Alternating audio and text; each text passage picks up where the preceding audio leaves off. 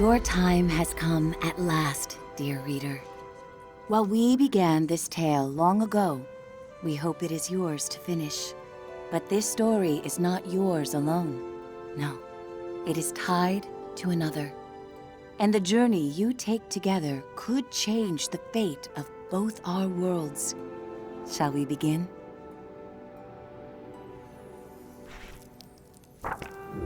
They called it the Cinder Night. What came from those dark, starless skies would change the world of Moss forever. The peace that had settled across the land was broken by an unconquerable nightmare. And that night, the animals nearly met their end.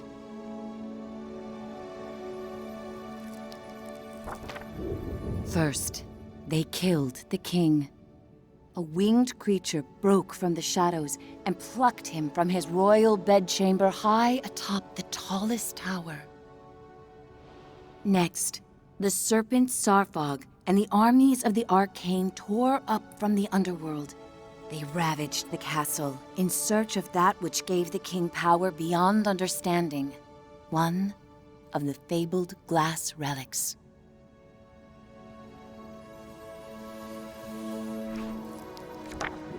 The King's Guard fought bravely, but the castle soon pulsed with the Arcane's evil. Every room was gutted, every statue, tapestry, and adornment hexed. But the glass was never found. Even the reclusive sprites set aside their differences on that fated night. They sent a great champion, empowered by their own glass relic, to challenge the serpent and its steel army.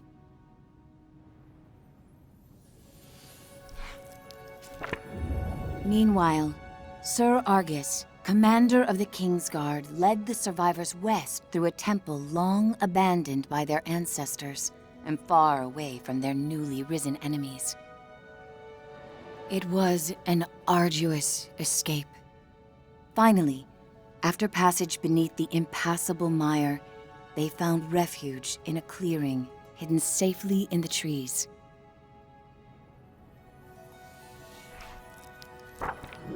Argus charged back to join the sprite champion at the mire's edge. Together, they fought back the Arcane and sealed the temple passage that led to the clearing. But the champion was gravely injured. Clutching his glass, he retreated deep into the forest where he drew his last breath. A large tree grew upon him. It stood many years in watchful duty, safeguarding the glass and awaiting its next hero.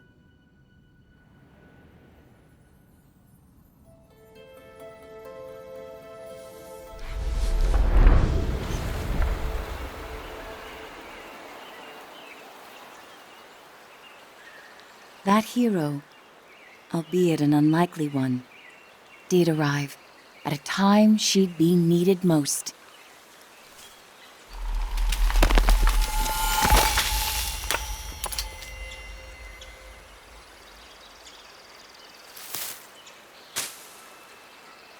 Quill was out adventuring beyond the edge of the clearing.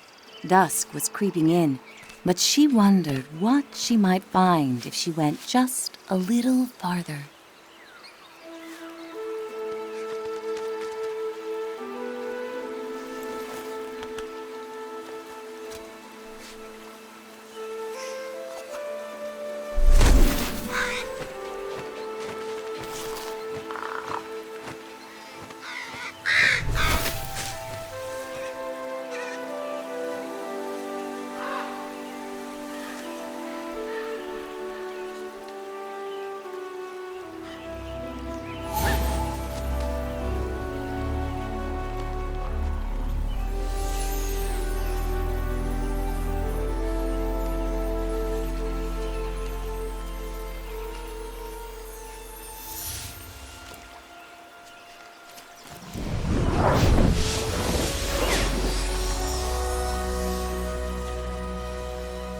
She was not exactly sure what she roused, but she felt no danger from the being silently peering down at her.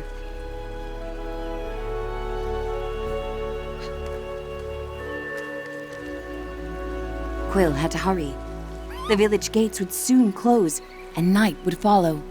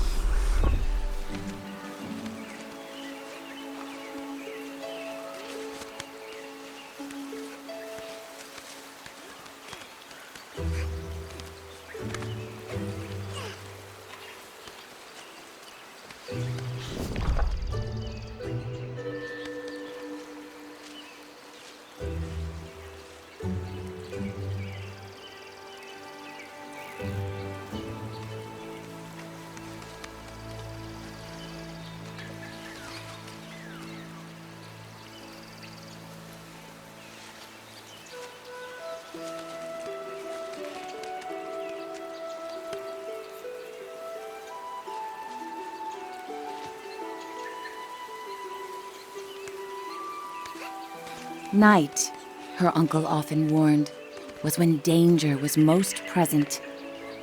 But Quill preferred the stories of the magical creatures that woke to protect the forest.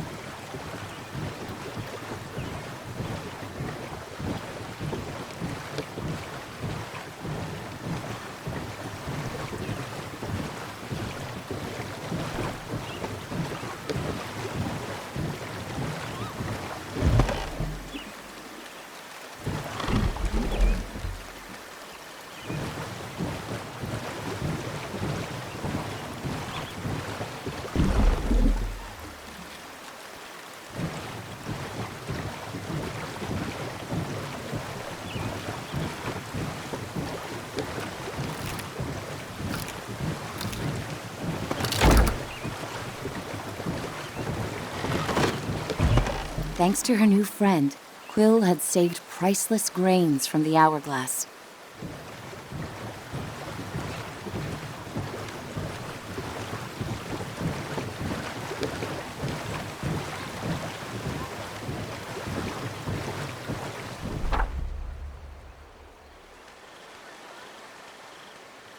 She raced to the door of the cottage she shared with her uncle, hoping once he saw her discovery, he'd lose himself in tales of its legend.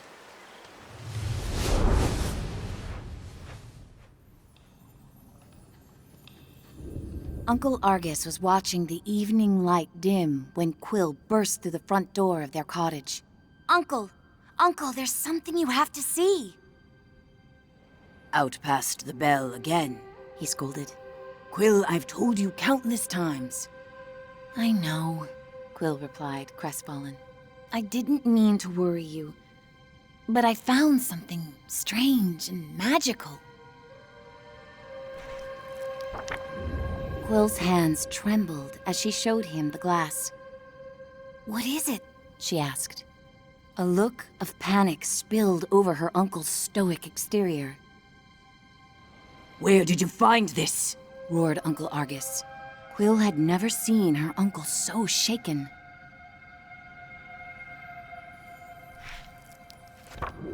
Just west of the clearing, she explained. And as soon as I picked it up, something started helping me. Uncle Argus followed her motion. A reader? With you, here, right now? Quill, what you found is very powerful and very dangerous, he said with great concern. If I could take this burden from you, I would. But this reader has chosen.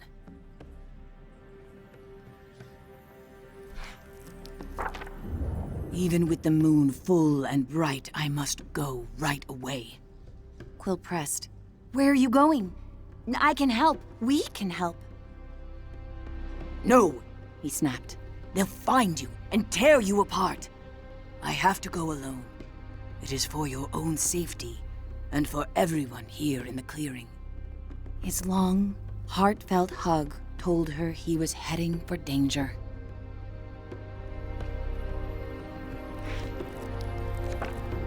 I'll be back before midnight. Until I return, I need your word you will not leave the clearing with that glass. Promise me, Quill. I promise, she said reluctantly, wondering where her uncle was going so deep into the night.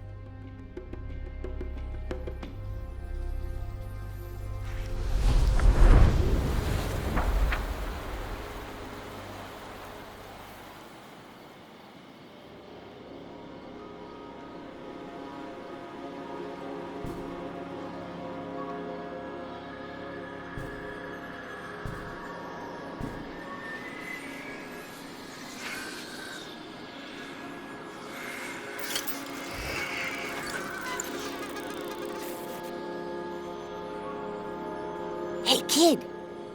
Kid! Wake up!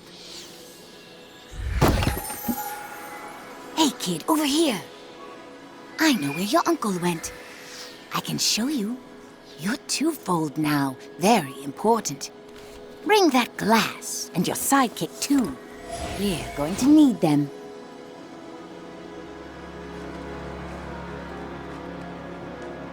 Quill called out. Hey! Starthing, wait!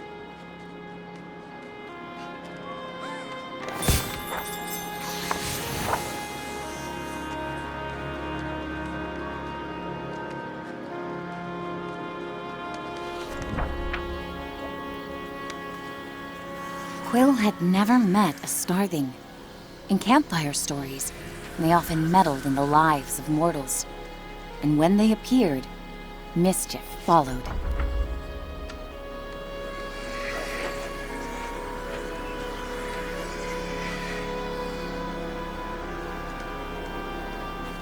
Passage through the eastern gate was strictly forbidden. But despite her promise, Quill knew in her heart that Uncle Argus needed her.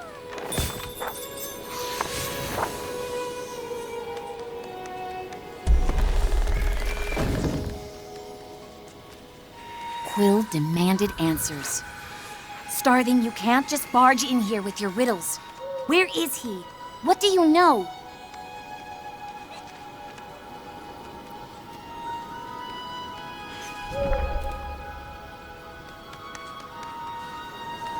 The trouble your uncle's heading for is the kind only you and that silent giant up there can get him out of.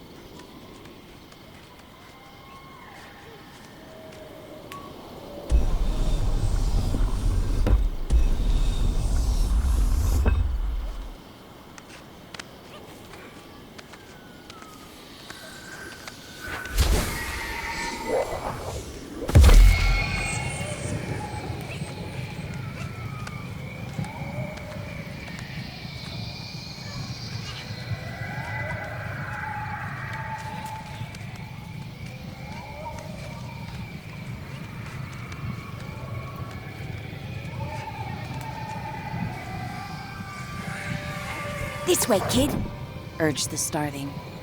And don't forget to tuck your ears in.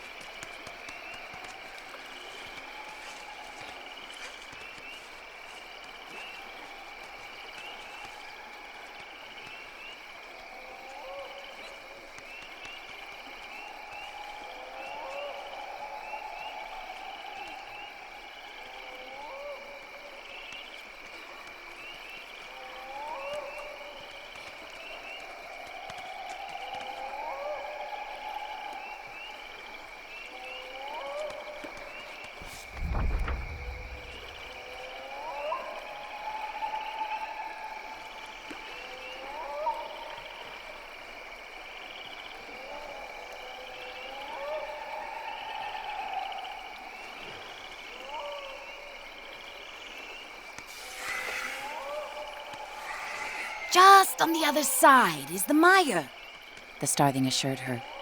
There's a good chance your uncle's still there.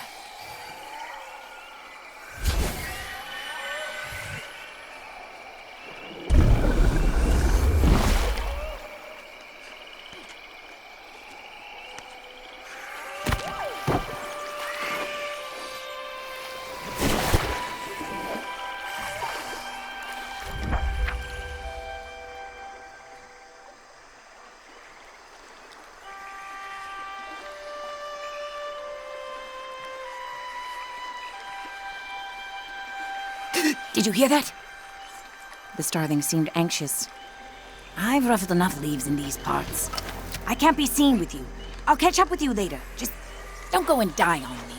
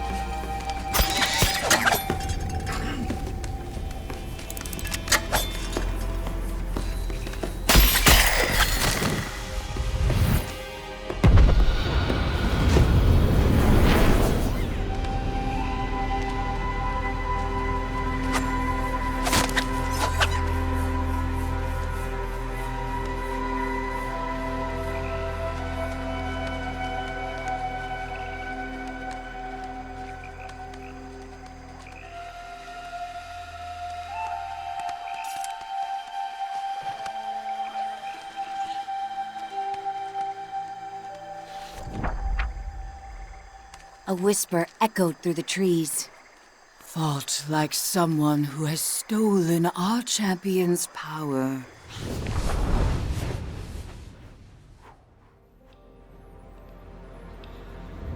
A small, yet fantastical band of sprites emerged, surrounding Quill.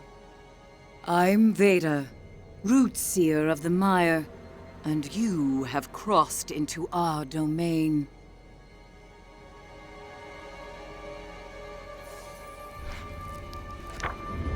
She sized up Quill with a rueful gaze, then turned her attention upward. I sense you there too. I have not felt the presence of such a promising reader in some time. A youthful warrior marched forward. Rootseer, I'm prepared to honor our great champion's legacy. Rodent, give us our glass.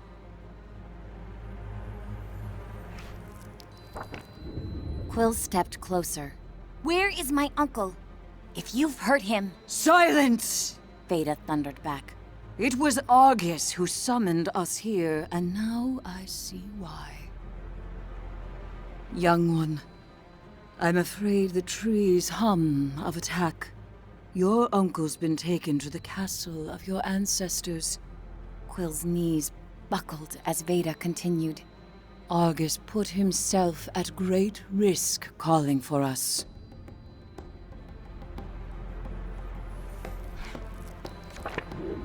Your uncle once took a solemn oath to protect the glass of your fallen king.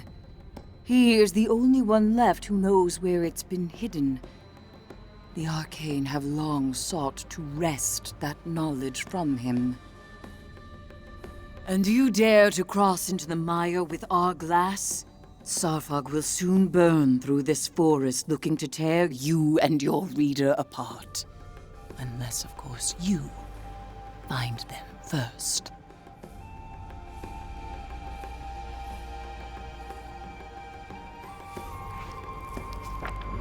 Take these. Weapons made for the mighty champion who died so that your people could live. Quill felt its otherworldly power course through her. Find your uncle, Twofold, before the serpent and its masters break him. The warrior fumed. Our glass with her? Rootseer! She's minuscule! Come now.